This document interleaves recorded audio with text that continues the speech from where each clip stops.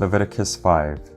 If anyone sins because they do not speak up when they hear public charge to testify regarding something they have seen or learned about, they will be held responsible. If anyone becomes aware that they are guilty, if they unwittingly touch anything ceremonially unclean, whether the carcass of an unclean animal, wild or domestic, or of any unclean creature that moves along the ground, and they are unaware that they have become unclean, but then they come to realize their guilt, or if they touch human uncleanness, anything that would make them unclean, even though they are unaware of it, but then they learn of it and realize their guilt, or if anyone thoughtlessly takes an oath to do anything, whether good or evil, in any matter one might carelessly swear about, even though they are unaware of it, but then they learn of it and realize their guilt. When anyone becomes aware that they are guilty in any of these matters, they must confess in what way they have sinned. As a penalty for the sin they have committed, they must bring to the Lord a female lamb or goat from the flock as a sin offering, and the priest shall make atonement for them for their sin. Anyone who cannot afford a lamb is to bring 2 doves or 2 young pigeons to the Lord as a penalty for their sin, one for a sin offering and the other for a burnt offering. They are to bring them to the priest, who shall first offer the one for the sin offering. He is to wring its head from its neck, not dividing it completely, and is to splash some of the blood of the sin offering against the side of the altar. The rest of the blood must be drained out at the base of the altar. It is a sin offering.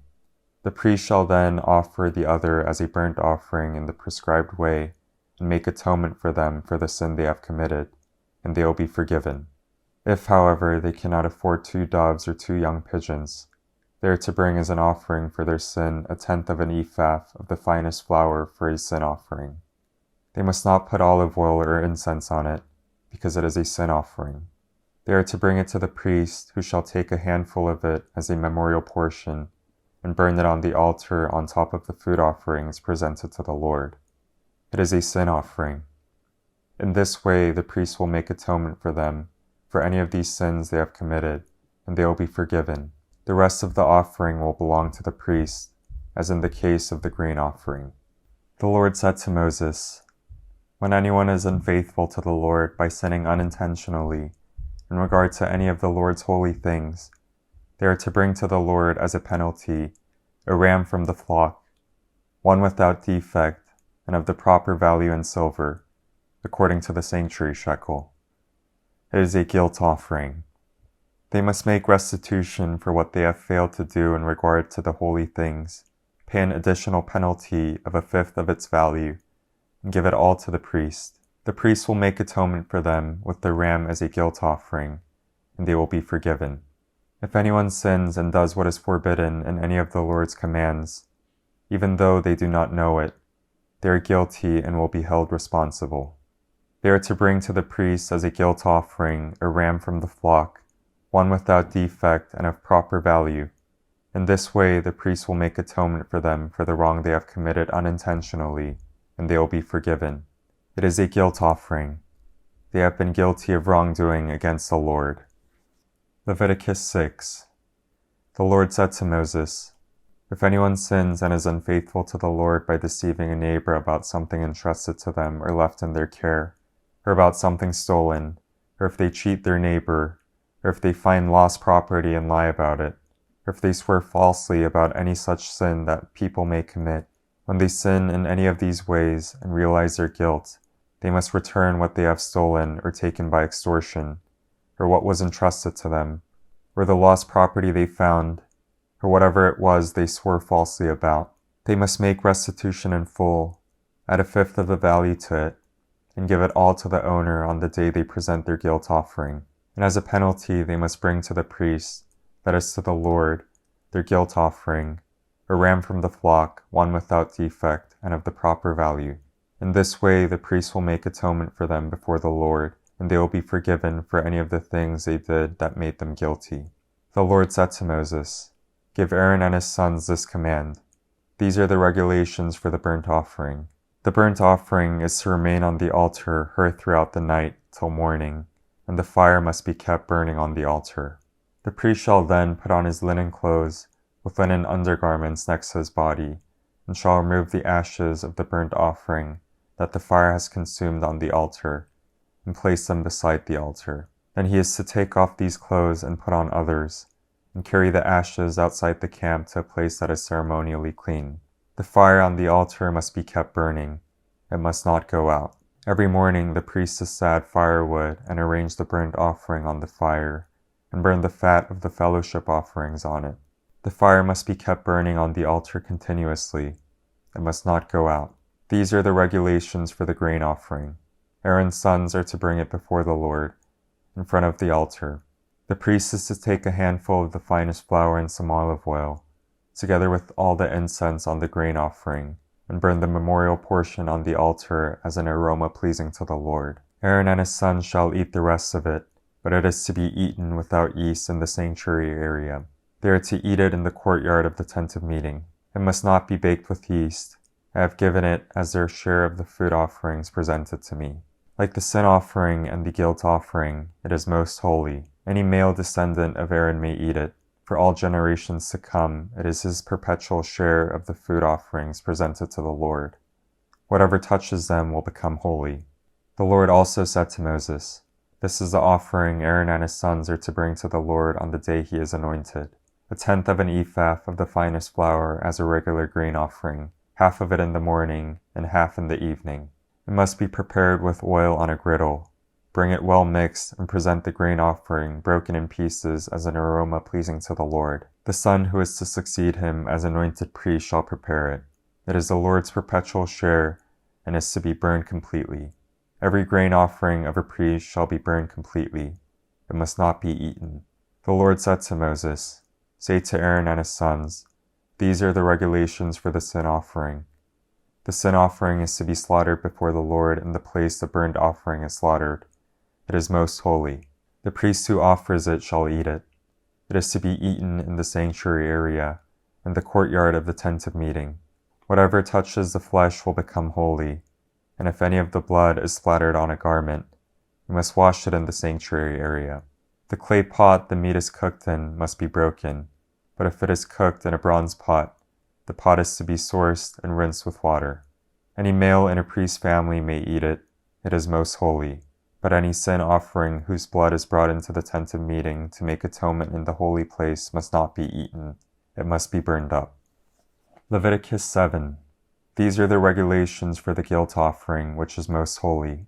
The guilt offering is to be slaughtered in the place where the burnt offering is slaughtered, and its blood is to be splashed against the sides of the altar. All its fat shall be offered, the fat tail and the fat that covers the internal organs, both kidneys with the fat on them near the loins, and the long lobe of the liver, which is to be removed with the kidneys.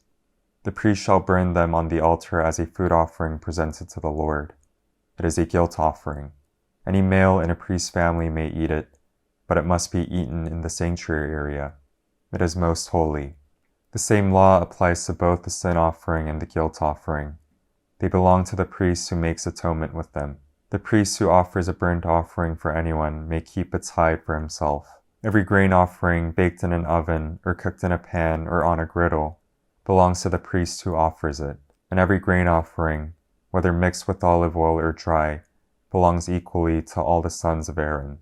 These are the regulations for the fellowship offering anyone may present to the Lord.